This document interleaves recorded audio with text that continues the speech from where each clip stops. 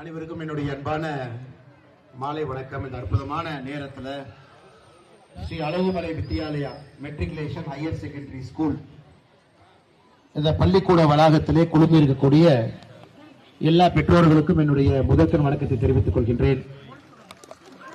மிக சிறப்பான இந்த நிகழ்வில் 12ஆம் வகுப்பு படித்து முடித்துவிட்டு தேர்வு எழுதிவிட்டு தேர்வையும் முடித்துவிட்டு நல்ல மதிப்பெண்களுக்காக காத்துக் கொண்டிருக்கக்கூடிய மாணவ செல்வங்களை வாழ்த்தி அவர்களுக்கும் நாம் மரியாதை செலுத்தி இருக்கின்றோம்.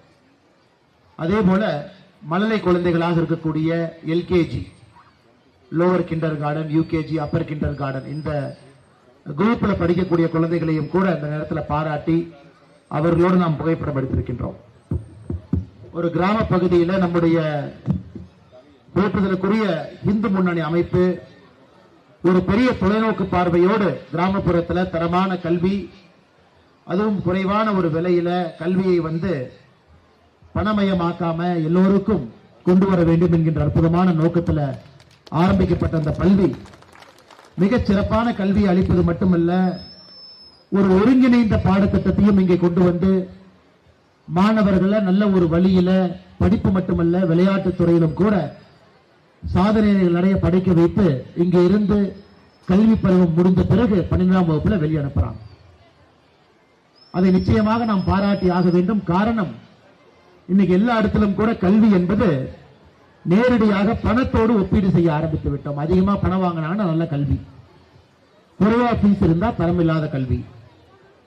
ஒரு கிளாஸ் ரூம்ல ஏர் கண்டிஷன் போட்டிருந்தாங்கன்னா நல்ல கல்வி, ஆனா ஒரு கிளாஸ் ரூம்ல மர பெஞ்சு போட்டு ஃபேன் போட்டிருந்தாங்கன்னா அது தரமில்லாத கல்வி என்று எங்கேயோ இடத்துல நம்முடைய தலையில ஒரு கல்வி என்பது இன்னைக்கு பணமயமாகிவிட்டது.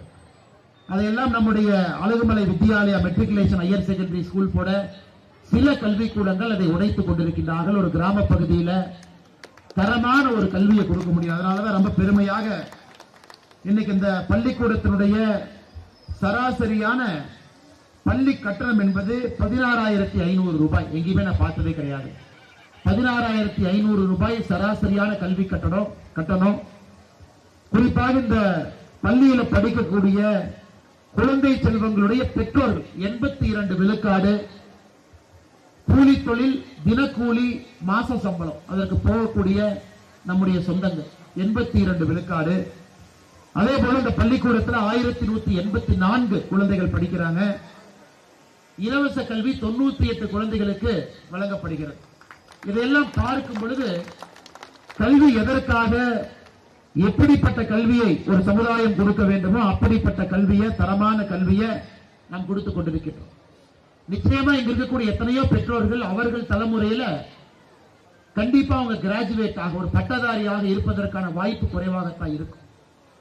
ஆனா இன்னைக்கு இந்த பெற்றோர்கள் எல்லாம் நாம் பட்டதாரியாக இல்லை, நம்முடைய குழந்தைகள் பட்டதாரியாக இருக்கணும், அவர்களுக்கு தரமான கல்வி கொடுக்க வேண்டும் என்கின்ற உந்துதலோடு இங்கே பெற்றோர்கள் அமர்ந்திருக்கின்றார்கள்.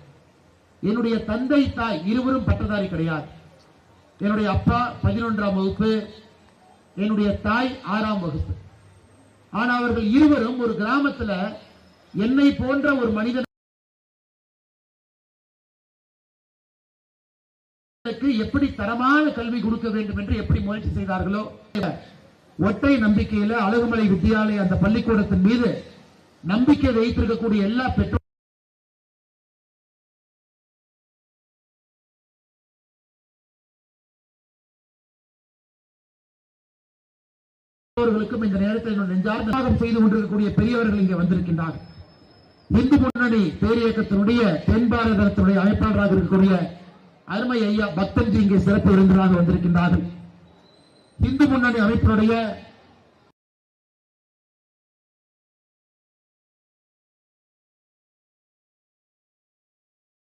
மாநில தலைவராக இருந்து அவர்களுக்கும் என்னுடைய வணக்கத்தை தெரிவித்துக் கொள்கின்றேன்.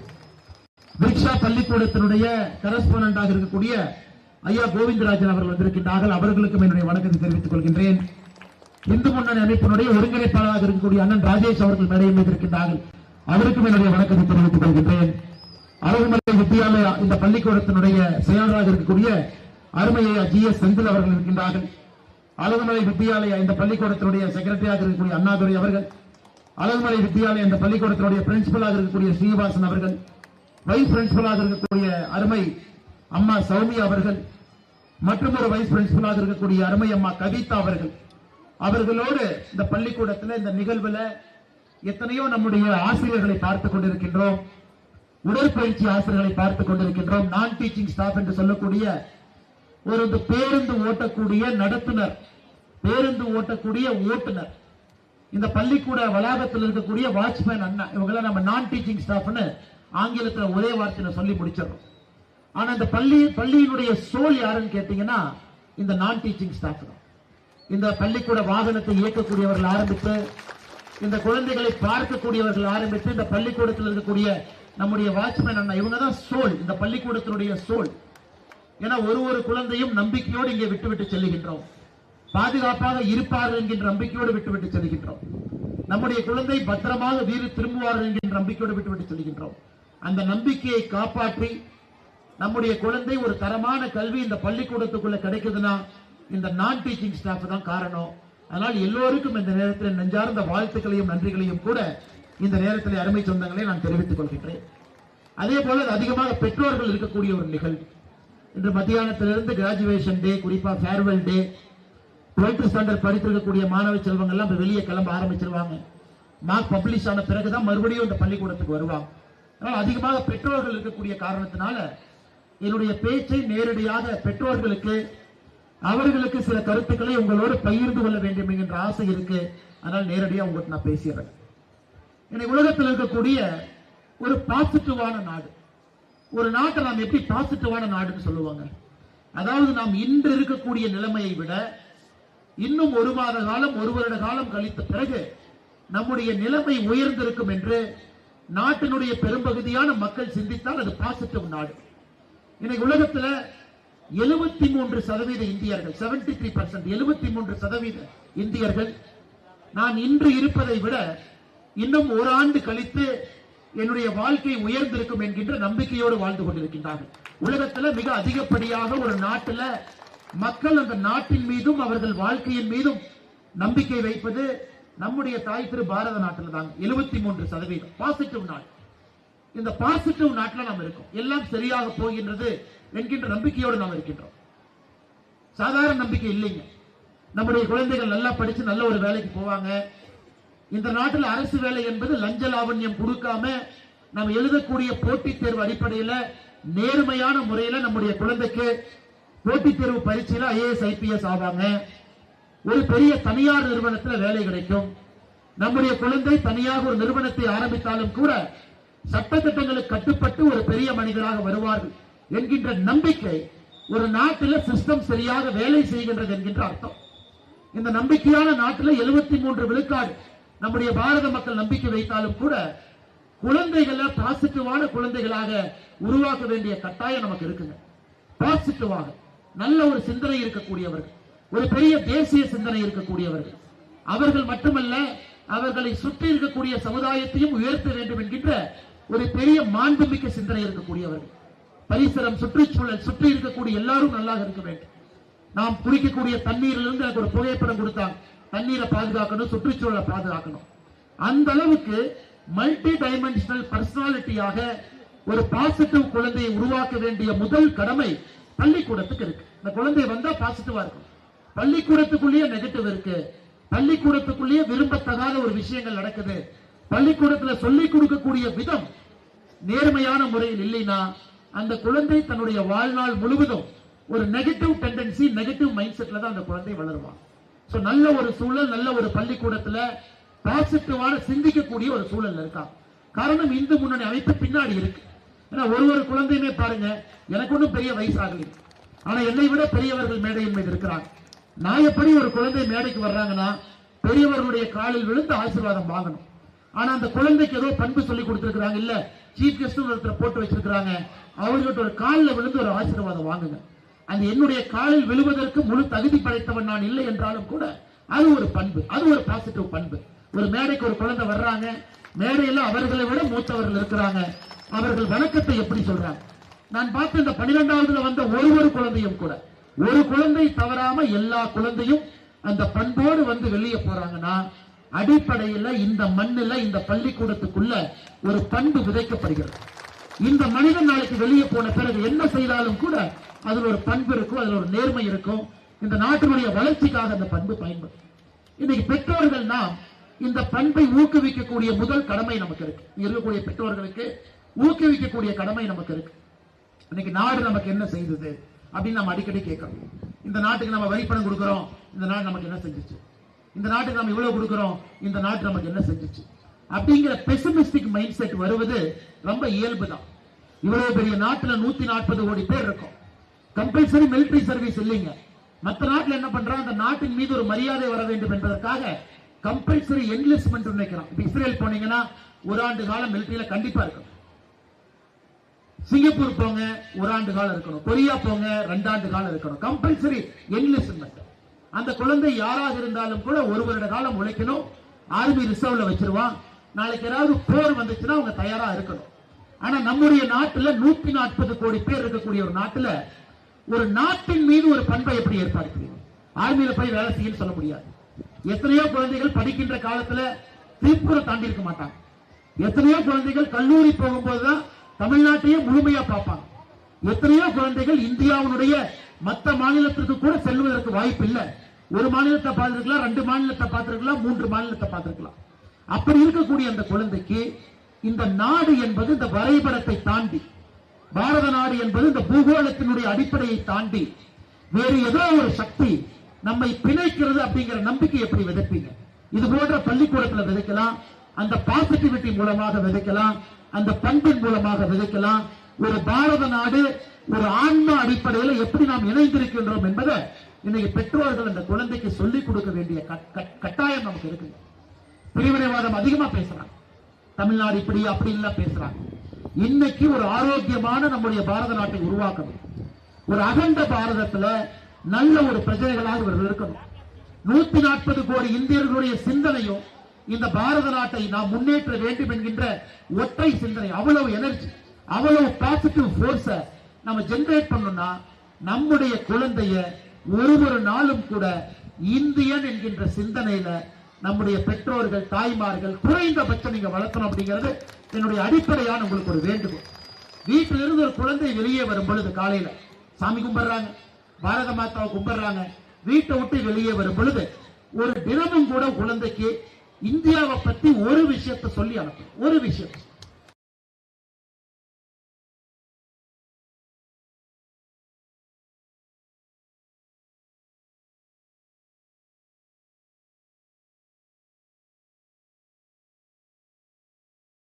வீட்டை விட்டு வெளியே வரும்பொழுது பாரத நாட்டை பற்றி ஒரு விஷயத்தை, ஒரு சமுதாயத்தை தாண்டி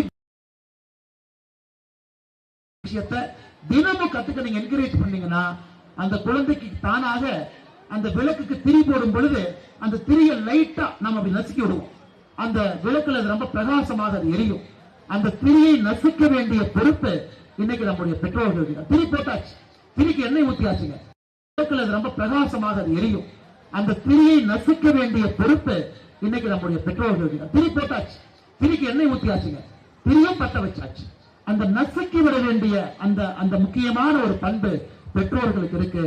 ஏன்னா என்னுடைய பெரிய பயம் எல்லாங்க, நம்முடைய நாடு இன்னும் ஒரு 10, 15, 20 ஆண்டுகள் கழித்து 10, 15, 20 ஆண்டுகள் கழித்து இந்த நாடு உண்மையாலுமே ஒரு விகசித் பாரத், ஒரு வளர்ச்சி அடைந்த பாரதமாக உலகத்தினுடைய பெரிய நாடாக வர வேண்டும் என்றால் 140 கோடி இந்தியர்களும் ஒற்றை கருத்து, ஒற்றை சிந்தனையில் இருந்தால் மட்டும்தான் அது நடக்கும்.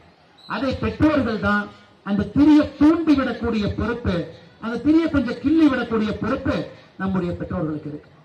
இரண்டாவது ஒரு விஷயத்தை உங்களிடம் சொல்ல வேண்டும் என்று நான் நினைத்தால், இன்னைக்கு சமூக வலைதளம், இன்னைக்கு ஆஸ்திரேலியா பாருங்க, 16 வயதுக்கு கீழே ஆஸ்திரேலியால இந்த ஆண்டில் இருந்து யாரும் சமூக வலைதளம் பதிவு செய்வதற்கு, பயன்படுத்துவதற்கு அவர்களுக்கு உரிமை இல்லை. ஆஸ்திரேலிய அரசை பொறுத்தவரை 16 வயசு கீழே சோசியல் மீடியா அக்கௌண்ட் யாருமே வச்சுக்க முடியாது. ஆந்திராவில் இன்னைக்கு பரிசீலனை செய்து கொண்டிருக்கின்றார்கள், 13 ஆண்டுக்கு கீழே பேன் பண்ணும். கர்நாடகாலையும் பரிசீலனை செய்து கொண்டிருக்கின்றார்கள், 16 ஆண்டு கீழே பேன் பண்ணும். இன்னைக்கு நம்முடைய பெற்றோர்களுக்கு இருக்கக்கூடிய மிகப்பெரிய சேலஞ்ச், வீட்டுல ஒரு உலகம் இருக்கு, பள்ளிக்கூடத்துல ஒரு உலகம் இருக்கு, சமூக வலைதளத்துல ஒரு உலகம் இருக்கு. உங்கள் குழந்தை இந்த 3 உலகத்தையும் பார்த்து வளர்றாங்க. இந்த பள்ளிக்கூடத்துக்கு இருக்கக்கூடிய உலகத்தை நம்ம கட்டுப்படுத்தலாம், அதை ஒழுங்குபடுத்தலாம், அதை சீர்படுத்தலாம், அதை நேர்மையான பாதையில் எடுத்துட்டு போலாம், பண்பை விதைக்கலாம். இது ஒரு உலகம். வீட்டுக்கு வந்த பிறகு பெற்றோர்கள் தந்தை தாய் எப்படி நடத்துக்கிறாங்க, வீட்டுல பெரியோரை எப்படி மதித்து பேசுறாங்க, அந்த வீட்டுல ஒரு நாயை கூட எப்படி செல்லமாக வளர்க்கின்றார்கள், இதையெல்லாம் பார்த்து அந்த உலகத்தில் ஒரு குழந்தை வளரும். அங்க பண்பு கிடைக்கும். நம்முடைய சமுதாயத்தினுடைய பயம் என்னன்னாங்க, இந்த மூன்றாவது உலகமாக இருக்கக்கூடிய சமூக வலைத்தளம் உலகம் இன்னைக்கு ரொம்ப கெட்டு போய் கிடக்கு. இன்னைக்கு அந்த குழந்தையினுடைய கையில அன்ரிஸ்ட்ரிக்டட் அக்சஸ் ஆக 8 வயசு 9 வயசு 10 வயசு 11 வயசு குழந்தைக்கு முழு உலகத்தையும் ஒரு சமூக வலைதளத்துல ஒரு செல்போன் மூலமா கொடுத்திருக்கும். குழந்தைக்கு செல்போன் இல்லைன்னா கூட ஒரு ஹோட்டலுக்கு போறோம், பக்கத்துல அப்பா அம்மா சாப்பிடுறாங்க, எந்த ஹோட்டலையும் நிம்மதியா யாரும் சாப்பிட முடியாது. ஏன்னா அவங்க குழந்தை அவங்க செல்போன்ல ஒரு வீடியோவை பார்த்துக்கிட்டு இருப்பாங்க. ட்ரெயின்ல போங்க, அந்த குழந்தை கையில வீடியோ கொடுத்துறாங்க. பிளைட்ல போங்க, குழந்தை கையில நீங்க ஐபேட கொடுத்து விட்டுறாங்க. எங்க போனாலும் கூட அப்பா அம்மா அவங்க பாட்டு பேசிட்டு இருப்பாங்க, அவங்களும் பேசுறது இல்ல. அப்பா அம்மா அவங்க தனிப்படியா செல்போன் எடுத்து வாட்ஸ்அப்ல யாருக்கும் மெசேஜ் போட்டுருப்பாங்க. அந்த குழந்தை வீடியோ பண்ணிட்டு இருக்கும், பார்த்துக்கிட்டு இருக்கும். சர்வர் அவன் பாட்டுக்கு, அந்த அண்ணன் பாட்டுக்கு சர்வர் என்ன தோசை இட்லி அவர் பாட்டுக்கு வச்சுட்டு இருப்பாங்க. இன்னைக்கு இதுதான் சராசரியாக ஒரு குடும்பம் வீட்டுக்கு வெளியே போய் ஒரு ஹோட்டல்ல சாப்பிடுறாங்கன்னா உன்னிப்பாக பார்த்தீங்கன்னா அந்த குடும்பம் இப்படி இருக்கு. அந்த சூழ்நிலையில வளரக்கூடிய குழந்தை எப்படி வளரும் நம்ம யோசிக்கணும். அதனால இன்னைக்கு நம் முன்னால் இருக்கக்கூடிய மிகப்பெரிய பிரச்சனை, நாமளே குழந்தைக்கு எளிதா சமூக வலைதளத்தை கொடுத்துறோம். எந்த வீடியோ வேணாலும் பாடுன்னு சொல்றோம். அதெல்லாம் அல்காரிதம் இருக்கிறனால இப்படி அவங்க பண்ண தேவையில்லாத எத்தனையோ வீடியோக்கள் உள்ளே வந்து இன்னைக்கு பிஞ்சு குழந்தைகளை நஞ்சாக்கி கொண்டிருக்கிறது. 16 வயசு பையன் கத்திய தூக்குறான், 15 வயசு பையன் மர்டர் பண்றான். இதெல்லாம் நம்ம பல இடத்துல பாக்குறோம். இன்னைக்கு நம்முடைய சமுதாயத்தின் முன்பு இருக்கக்கூடிய மிகப்பெரிய பிரச்சனை என்பது பள்ளிக்கூடத்தினுடைய உலகத்தை கட்டுப்படுத்தலாம், வீட்டில் இருக்கக்கூடிய உலகத்தை கட்டுப்படுத்தலாம், ஆனா அந்த செல்போனுக்குள் இருக்கக்கூடிய உலகத்தை கட்டுப்படுத்த முடியாம நாம் தடுமாறி கொண்டிருக்கின்றோம். அதனால பெற்றோர்களுக்கு முழுமையான சமூக வலைதளத்தினுடைய தாக்கத்தினுடைய புரிதல் வேண்டும். என்னை பொறுத்த வரைக்கும் இந்த பள்ளிக்கூடத்துல காடேஸ்வர அண்ணனுக்கு என்னுடைய அன்பான வேண்டுகோள், தலைவர்களுக்கு அன்பான வேண்டுகோள், பேரண்ட்ஸ்க்கு சோசியல் மீடியா ஒர்க் ஷாப் நீங்க நடத்தணும். எல்லா பேரண்ட்ஸ்க்கும் ஒரு பள்ளிக்கூடத்துல சோசியல் மீடியா ஒர்க் ஷாப், ஒரு குழந்தைக்கு பேரண்டல் கண்ட்ரோல் எப்படி ஆன் பண்றது, யூடியூப்ல எப்படி அதை ஆன் பண்ணி வைக்கிறது, டிவியில் எப்படி ஆன் பண்றது, செல்போன்ல எப்படி ரெஸ்ட்ரிக்ஷன் கொண்டு வர்றது, அதை நம்முடைய பெற்றோர்களுக்கு நம்ம சொல்லிக் கொடுக்கிறோம். ஏன்னா நாம இன்னைக்கு குழந்தை அழுவுதேன்னு செல்போனை ஓபன் பண்ணி கையில கொடுத்துறோம். ஆனா குழந்தை அதுக்கப்புறம் 8 வயசு குழந்தை கையில 60 வயசுக்காரங்களுடைய செல்போன், தாத்தாவுடைய செல்போன், பாட்டினுடைய செல்போன், யூடியூப் அக்கவுண்ட் எல்லாமே இருக்கு. இதை இன்னைக்கு ஆரோக்கியமான முறையில நாம் சரியான விதத்துல கையாண்டால் மட்டும்தான் இவ்வளவு இளமையாக இருக்கக்கூடிய பாரத நாட்டிலிருந்து வரக்கூடிய குழந்தைகள் அடுத்த 20-30 ஆண்டுகளுக்கு மிக செம்மையாக, மிக நேர்மையாக, ஒரு மாண்போடு, ஒரு மாட்சிமை மிக்க தலைவர்களாக அவர்கள் வருவதற்கான வாய்ப்புகள் ரொம்ப அதிகம். மூன்றாவது, இன்னைக்கு நாம பார்க்கிறோம் ஐயா, இந்த பள்ளிக்கூடத்தினுடைய மோட்டோவே பாருங்க, கற்கை நன்றே கற்கை நன்றே, பிச்சை புகினும் கற்கை நன்றே. அப்படின்னா கல்வியினுடைய முக்கியத்துவத்தை நாம சொல்றோம். இன்னைக்கு ஒரு குழந்தை ஒரு ஏற்றத்தாழ்வு இல்லாத ஒரு சமுதாயத்துல ஒரு குழந்தை பிறக்காம இருந்திருக்கலாம். ஆனா அந்த குழந்தைய நம்முடைய தலைமுறையில ஒரு சமுதாயத்துல ஏற்றத்தாழ்வு இருந்தாலும் கூட அனைவரும் சமம் என்கின்ற போதனையை கொண்டு வரணும்னா நம்முடைய வாழ்வியல் முறையை அந்த குழந்தை நல்லா பார்க்கணும். நாம் ஒரு வாட்ச்மேன் அண்ணா எப்படி ட்ரீட் பண்றோம், எப்படி நடத்துறோம், ஒரு பஸ்ல ஓட்டக்கூடிய டிரைவர் அண்ணா, ஸ்கூல் பஸ் டிரைவர் அண்ணாவை. ஏன்னா இந்த பள்ளிக்கூடத்தை பொறுத்தவரை 56 பள்ளிக்கூடத்துல பஸ் பாருங்க, பஸ்ஸுங்களே நான் பார்த்தேன்ல 22 பஸ் இருக்குதுங்க பள்ளிக்கூடத்துல. அப்ப 22 பஸ் குறைந்தபட்சம், 22 டிரைவர், 22 கண்டக்டர், குறைந்தபட்சம் 30 பேர் வச்சுக்கலாம். மெக்கானிக்கு உள்ள இருக்கிறவங்க எல்லாம் அவங்க கிட்ட ஒரு குழந்தை எப்படி பிஹேவ் பண்றாங்க. நாம யூரோப்பியன் கண்ட்ரி எல்லாம் போறோம், நம்ம ரோட்ல நடந்து போனாலும் கூட எதிரில் வர்றவங்க காலையில 9 மணிக்கு 7 மணிக்கு good morning mate, good morning, how are you, how is the day looking, how is the weather அப்படிங்கிறாங்க. இன்னைக்கு வணக்கம், இன்னைக்கு வெதர் எப்படி இருக்கு, இன்னைக்கு நல்லா இருக்கணும் உங்களுக்கு. யாருமே சம்பந்தமே இல்லை. நாம் ஏதோ ஊர்ல இருந்து நாம் ஏதோ நாட்டுல சுத்துறோம், அவங்க நமக்கு யாருன்னு கூட தெரியாது. ஆப்போசிட் அவங்க வராங்க. ஒரு ஹோட்டலுக்கு போறோம், காலையில 7 மணிக்கு பிரேக்ஃபாஸ்ட் ஒரு ஹோட்டலுக்கு போறோம்னா ஹவ் ஆர் யூ மேட் அப்படிங்கிறாங்க. ஆனா இந்தியால இன்னைக்குமே நம்ம பேசுறதுக்கு தயங்குறோம், பேசுறதுக்கு காசு கொடுக்கணும்னு நினைக்கிறோம். தெரியாத ஒரு ஆள் வந்தா ஏன் பேசணும்னு நினைக்கிறோம். இந்த பிரச்சனைனாலேயே நிறைய அரசியல்வாதிகள் இந்த விஷத்தை விதைத்து விதைத்து விதைத்து ஒரு ஏற்றத்தாழ்வை உருவாக்கி சில பேருக்கு பேசக்கூடாது, சில பேருக்கு மூஞ்சிய கூட பார்க்க கூடாதுன்னு இருக்கு. இன்னைக்கு நம்முடைய பெற்றோர்கள் பள்ளிக்கூடம் ஒரு குழந்தையும் எக்ஸ்போஷர் கொடுக்கணும். எல்லா மனிதர்களுக்கும் எக்ஸ்போஷர் கொடுக்கணும். எல்லா மனிதரையும் நேர்மையாக நாணயமாக நடத்துவதற்கு கற்றுக் கொடுக்கணும். இந்த பள்ளிக்கூடத்தில் சொல்றோம், என்னை பொறுத்த வரைக்கும் who is the most important person in the school னு கேட்டீங்கன்னா நம்ம பெற்றோர்கள் சொல்லலாம், பிரின்சிபல்னு சொல்லலாம். என்னை பொறுத்த வரைக்கும் who is the most important person in the school னு கேட்டீங்கன்னா நான் வாட்ச்மேன் சொல்லுவேன். என்னை பொறுத்த வரைக்கும் ஏன்னா பிரின்சிபலுக்கு அங்கீகாரம் இருக்கு, வாட்ச்மேனுக்கு அங்கீகாரம் இல்லை. ஆனா உங்க குழந்தைய யாராச்சும் வந்து பிள்ளைய பிடிச்சிட்டு போறவன், வெளியே தேவையில்லாத ஆட்கள் வர்றவங்க, ஒரு குழந்தையும் கரெக்டா டெய்லி அந்த அப்பா தான் விடுறாங்களா, அந்த வாட்ச்மேன் போய் உட்கார்ந்து கேட்டீங்கன்னா கம்ப்யூட்டர் மெமரி இருக்கும். சில வாட்ச்மேன் நான் பேசுவேன், வாட்ச்மேனுக்கு தெரியும் ஒரு குழந்தை சாப்ட்வேர் இன்ஜினியர் மாதிரி மைண்ட்ல மெமரி பண்ணி உட்கார்ந்து இருப்பாங்க. ஒரு நாள் தவறாக யாராவது வந்து குழந்தையை கூட்டிட்டு போனா அப்படியே கப்பல் பிடிச்சிருவாங்க. என்னுடைய பையன் படிக்கக்கூடிய சென்னை ஸ்கூல்ல நான் பார்த்திருக்கேன். ஒரு நாள் மாத்தி அத்தையோ மாமா வந்தாங்கன்னா கப்பல் பிடிப்பாங்க, பார்த்துக்கிட்டே இருப்பாங்க. அந்த அளவுக்கு கம்ப்யூட்டர் மெமரியோடு வேலை செய்வாங்க. ஆனா நாம் அவர்களுக்கு சமுதாயத்துல அந்த மரியாதை கொடுக்கிறோமான்னு நீங்க கேட்டீங்கன்னா நாம் அவர்களுக்கு அந்த மரியாதை கொடுக்கல. ஏன் பள்ளிக்கூட ஆசிரியர்களுக்கு அந்த மரியாதை கொடுக்குறீங்களான்னு கேட்டீங்கன்னா ஆசிரியர் பெருமக்களுக்கே அந்த சமுதாயம் இன்னும் மரியாதை கொடுக்கல. இதையெல்லாம் நாம் உடைக்கணும். நம்முடைய தலைமுறையில ஏற்றத்தாழ்வு இல்லாத ஒரு சமுதாயத்தை நாம் உருவாக்க முடியும் என்றால் அது பள்ளிக்கூடத்துல இங்கிருந்து ஆரம்பித்து அந்த குழந்தைய வெளியே எடுத்துட்டு போய் 12ஆம் வகுப்பு முடித்த பிறகு விட்டோம்னா அந்த குழந்தை எங்கேயும் கெட்டு போவதற்கு வாய்ப்பே கிடையாது. அந்த களிமண்ணை இங்கேயே பிடிச்சு அந்த குழந்தைய பக்காவா ஷேப் பண்ணி அந்த குழந்தைக்கு தேவையான லைஃப் ஸ்கில்ஸ் கொடுத்து இந்த கேட்டை தாண்டி 12ஆம் வகுப்பு வெளியே விட்டீங்கன்னா அதுக்கப்புறம் அந்த குழந்தை கிடவே கிடாது. நீங்க பயப்படவே வேண்டாம். ஐயோ நம்ம பையனை இண்டிபெண்டா விடுறோம், பொண்ணை இண்டிபெண்டா விடுறோம், தூரமா கல்லூரிக்கு அனுப்புறோம், அவங்க கெட்டு போயிருவாங்களா? இல்லை, 12 வகுப்பு வரை சரி பண்ணி அனுப்பிட்டீங்கன்னா எதுக்கு நமக்கு அந்த பயம் வரும்? அதனால்தான் இந்த 3 விஷயத்தை ஆரம்பத்தில் உங்களிடம் வைக்க வேண்டும் என்பது என்னுடைய ஆசை. சமூக வலைதளத்தின் மீது ஒரு கவனம், வீட்டில் ஒரு உலகம், பள்ளியில் ஒரு உலகம், சமூக வலைதளம் ஒரு உலகம் என்பதை நாம் புரிஞ்சுக்கணுங்க.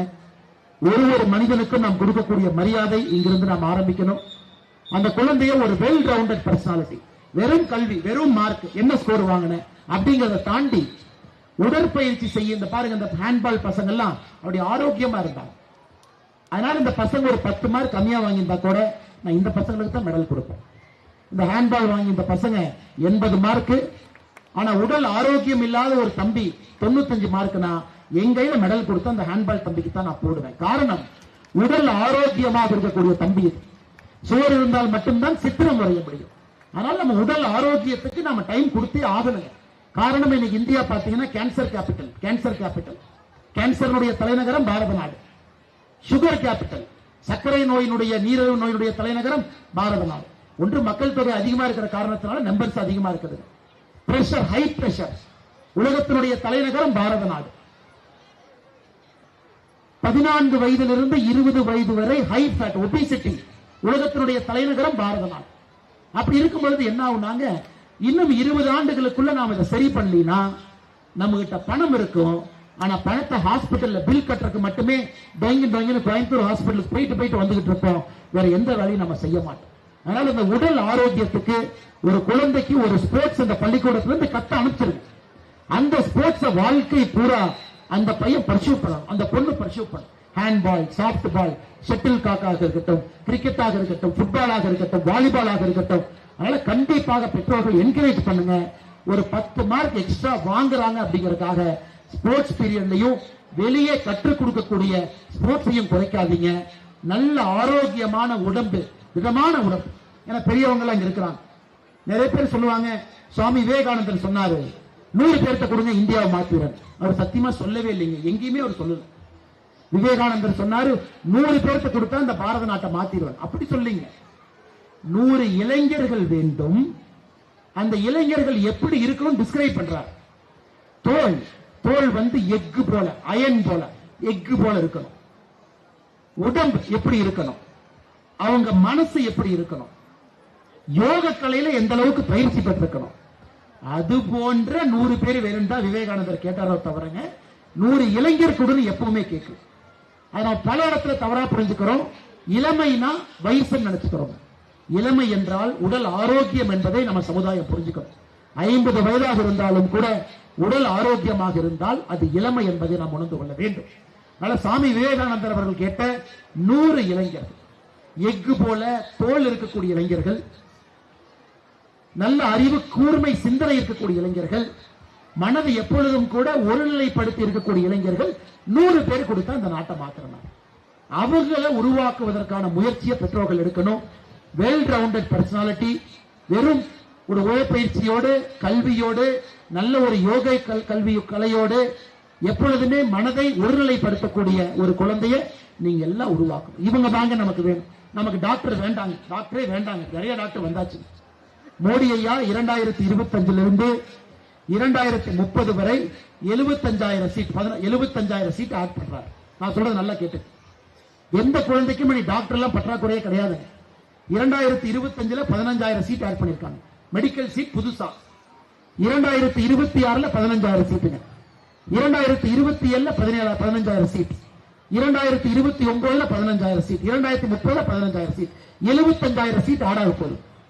இன்னைக்கு 1,20,000 மெடிக்கல் சீட் இருக்கு. 2030 முடியும் பொழுது 1,95,000 மெடிக்கல் சீட் ஒரு வருஷம் இருக்கு. 2014 முன்பு வெறும் 54,000 தான் இருந்துச்சு. அதனால மெடிக்கல் படிக்கணும், ரொம்ப சந்தோஷம். எல்லாருக்குமே சீட்டு கிடைக்க ஒரு பெரிய விஷயம் கிடையாதுங்க. சீட் அதிகமாகிட்டு இருக்கு. மெடிக்கல் எழுதுறவங்களோட வருஷத்துக்கு 5,000 சீட் ஆட் பண்றோம். இந்தியாவில் 2014 வரை மொத்தமா 54,000, இன்னைக்கு வருஷத்துக்கு 15,000 ஆட் ஆகுது. அதனால கல்வி என்ட்ரன்ஸ் இதை பண்ணணும், நீட்டு யூஜி பிஜி அது இது கேட்டு அதெல்லாம் இருக்கட்டுங்க. உடல் ஆரோக்கியத்துக்கு நேரம் கொடுக்கிறோமா? யோக கலையை சொல்லி கொடுத்திருக்கிறோமா? ஒரு வெல் ரவுண்டட் பர்சனாலிட்டியாக ஒரு கம்ப்ளீட் மனிதனாக நம்முடைய குழந்தையை உருவாக்குறோமா? அதற்கும் நாம கொஞ்சம் கவனம் கொடுக்கணும். காரணம், நல்ல ஒரு சமுதாயம் வந்துட்டாங்க, எல்லாமே மாற ஆரம்பிக்கும். அரசியல்வாதிகளை நம்ப வேண்டிய அவசியம் இல்லை. நல்ல ஒரு சமுதாயம் தன்னைத்தானே மாற்றிக்கொள்ளும், தன்னைத்தானே திருத்திக் கொள்ளும், தன்னைத்தானே முன்னெடுத்து செல்லும். சமுதாயம் மட்டும் போதுங்க, தலைவர்களே தேவையில்லை. சமுதாயம் தானாக முன்னாடி போகும். அமெரிக்காவில் நீங்க தலைவர்கள் இருக்காங்க, சமுதாயம். ஸ்வீடன்ல நீங்க தலைவர்கள் இருக்காங்க, சமுதாயம். நார்வேல என்ன தலைவர்கள் இருக்காங்க, சமுதாயம். சமுதாயம் தன்னைத்தானே திருத்திக் கொண்டு தன்னைத்தானே உயர்த்திக்கிட்டு மேல போகுது. அது போன்ற ஒரு சமுதாயத்தை நாம் உருவாக்கணும். நல்ல ஒரு சமுதாயத்துல இன்னைக்கு இருக்கக்கூடிய குழந்தைகளை வெல் ரவுண்டட் பர்சனாலிட்டியாக நாம் அவர்களை உருவாக்குவதற்கு நாம இந்த கல்விக்கூடத்தை, Alagumalai Vidyalaya matriculation higher secondary பள்ளிக்கூடத்தை பயன்படுத்தணும். அதுல மார்க்கும் வரணும், சீட்டும் கிடைக்கணும், நீட் யூஜியும் பாஸ் பண்ணணும், நீட் பிஜியும் பாஸ் பண்ணணும். ஆனா எல்லாத்தையும் பாஸ் பண்ணி அந்த தம்பிக்கு ஒரு நல்ல ஒரு உடல் ஆரோக்கியமோ, நல்ல ஒரு தேசிய சிந்தனையோ, அந்த தம்பிக்கு ஒரு தொலைநோக்கு பார்வையோ, அந்த தம்பிக்கு மற்ற விஷயங்கள் இல்லைன்னா டாக்டரா என்னங்க பண்ண போறாங்க? காய்ச்சல்னு போனா 5,000 ரூபாய்க்கு பில் எழுதுறாங்க. 5,000 ரூபாய்க்கு பில். ஏன்? அடிப்படை ஃபால்ட்டி. எம்டில எதுக்கியா ஃபர்ஸ்ட் போறீங்கன்னா, எல்லாருக்கும் எம்டி ரேடியாலஜி வேணும். இந்த நாட்டுக்கு எம்டி ரேடியாலஜி வேணுமாங்க. இந்த நாட்டுக்கு கிராமப்புறத்தில் வேலை பார்க்கக்கூடிய டாக்டர் வேணுமாங்க. அது ஆர்டிபிஷியல் இன்டெலிஜென்ஸ் வந்து இன்னும் கொஞ்ச நாள்ல ரேடியாலஜிக்கெல்லாம் வேலையே கிடையாதுங்க. கம்ப்யூட்டரே ஸ்கேன் எடுத்து கம்ப்யூட்டரே மிஷினை பார்த்து ஆர்டிபிஷியல் இன்டெலிஜென்ஸ் அதே சொல்லிடும் ஸ்கேன்ல என்ன இருக்கு. இன்னும் 5 ஆண்டுகளில் ரேடியாலஜி துறை இருப்பதற்கான வாய்ப்புகளே குறைவு என்பது என்னுடைய தனிப்பட்ட கருத்து. இன்னைக்கு நமக்கு கிராமப்புறத்தில் போய் நான் சேவை செய்வேன் என்கின்ற சிந்தனை இருக்கக்கூடிய மனிதன் வேண்டுமோ தவிர மருத்துவராகி சம்பாதிக்க வேண்டும் என்கின்ற சிந்தனை வேண்டாம். அப்ப எங்க பிரச்சனை ஆகுதுங்க? பள்ளிக்கூடத்திலிருந்து வெளியே செல்லக்கூடிய ப்ராடக்ட, வெல் ரவுண்டட் ப்ராடக்ட நம்ம பண்ணாதனால மருத்துவத்தையும் ஒரு காசாக்கக்கூடிய துறையாக பார்த்துக் கொண்டிருக்கின்றார். நான் இன்ஜினியரிங் பத்தியே பேசலீங்க, நான் மற்ற துறையே போகல, மருத்துவத்தை உதாரணமாக எடுத்து நம்ம சொல்றோம். ஆனால் நமக்கு 2030 டாக்டர் வேண்டாம், கேன்சரை தீர்க்கக்கூடிய ரிசர்ச் சயின்டிஸ்ட் வேணும். 2030 டாக்டர் வேண்டாங்க, கிராமப்புறத்தில் போய் தங்கி பணி செய்யக்கூடிய மருத்துவர் வேணும். 2030 கோயம்புத்தூர் நகர மருத்துவமனையில இன்னும் ஒரு 100 பேர் போய் சேருவதற்காக வேண்டாம். தமிழ்நாட்டில் ஏழை மக்களுக்கு தரமான மருத்துவத்தை குறைவான செலவுல சேவையாக கொடுக்கக்கூடிய மருத்துவர்கள் வேண்டும். அதையெல்லாம் செய்யணும். நாங்க பள்ளிக்கூடத்தை கரெக்ட் பண்ணணும், வெளியே வரக்கூடிய மாணவர்களை கரெக்ட் பண்ணணும். அது நம்முடைய Alagumalai Vidyalaya matriculation higher secondary school மிக சிறப்பாக செய்து கொண்டிருக்கின்றார்கள். அதனால் மற்றும் ஒரு முறை மேடையின் மீது இருக்கக்கூடிய எல்லா நம்முடைய அன்பு தலைவர்களுக்கு இந்த நேரத்தில் என்னுடைய நெஞ்சார்ந்த வாழ்த்துக்களை வணக்கங்களை தெரிவித்து, போர்ட் ஆஃப் ட்ரஸ்டி மிக முக்கியமானது. போர்ட் ஆஃப் ட்ரஸ்டிங்க இந்து முன்னணியுடைய ஜெனரல் செக்ரட்டரி அண்ணன் முருகானந்தம் அவர்கள், காட்டன் பார்க் திருப்பூர் நிறுவனம் சம்பத்குமார் அவர்கள், ஸ்ரீஹரி நிட்ஸ் கார்மெண்ட் திருப்பூர் ரத்னசாமி அவர்கள், இந்து முன்னணியினுடைய கோஆர்டினேட்டர் அனந்தராமன் அவர்கள், திருப்பூர் பூமாமில் பத்மநாபன் அவர்கள், ஜிவோனி பார்மெக்ஸ் பிரைவேட் லிமிடெட் கோயம்புத்தூர் ஞானகுரு அவர்கள், பிரியா நெட்ஸ் திருப்பூர் மோகனசுந்தரம் அவர்கள், இந்து முன்னணி மாநில செயலாளர் அருமையண்ணன் கிஷோர்குமார் அவர்கள், ராஜேந்திரன் அவர், இந்த 9 பேர் தான் செய்யக்கூடிய மற்ற பணிகளோடு இதையும் பொறுப்பேற்று பக்கத்தில் இங்கிருந்து வஞ்சிவாலயத்தில் ஒரு அற்புதமான ஒரு குருகுலத்தையும் பக்கத்தில் மிகச் சிறப்பாக நடத்தி, இந்து முன்னணி என்பது வெறும் ஒரு சமுதாய மாற்றத்திற்காக இருக்கக்கூடிய இயக்கம் என்பதை தாண்டி ஒரு நல்ல மனிதரை உருவாக்கக்கூடிய இயக்கமாக தமிழகத்தில் இருந்து கொண்டிருக்கிறது என்பதற்கு அழகுமலை வித்தியாலய இந்த கல்விக்கூடம் ஒரு சான்று. அதனால் மேடையில் இருக்கக்கூடிய எல்லா நம்முடைய மூத்த தலைவர்களுக்கு, இந்த அற்புதமான அரங்கத்தில் இருக்கக்கூடிய பெற்றோர்களுக்கு, முன்னிருக்கையில் இருக்கக்கூடிய சிறப்பு அழைப்பாளர்களுக்கு, என்னோடு நான் சார்ந்திருக்கக்கூடிய பாரதிய ஜனதா கட்சியிலிருந்து இந்த நிகழ்வுக்கு வந்திருக்கக்கூடிய தலைவர்களுக்கு, தொண்டர்களுக்கு, பத்திரிகை நண்பர்களுக்கு, இன்று 12ஆம் வகுப்பு முடித்துவிட்டு ஒரு பெரிய கனவோடு பாசிட்டிவோடு வெளியுறவுக்கு நாம் எதையும் சாதிக்கலாம் என்கின்ற நம்பிக்கையோடு பயணிப்பதற்கு காத்துக் கொண்டிருக்கக்கூடிய மாணவ செல்வங்களுக்கு, இந்த கல்விக்கூடத்தினுடைய 1184 குழந்தைகளுக்கும் என்னுடைய நெஞ்சார்ந்த வாழ்த்துக்களையும் வணக்கங்களையும் தெரிவித்து என்னுடைய உரையை முடித்துக் கொள்கின்றேன். வாய்ப்பு கொடுத்த அழகுமலை வித்யாலயா பள்ளிக்கூடத்தினுடைய பெரியவர்களுக்கும் நன்றியை தெரிவித்துக் கொள்கின்றேன். நன்றி, வணக்கம். பாரத் மாதா கி.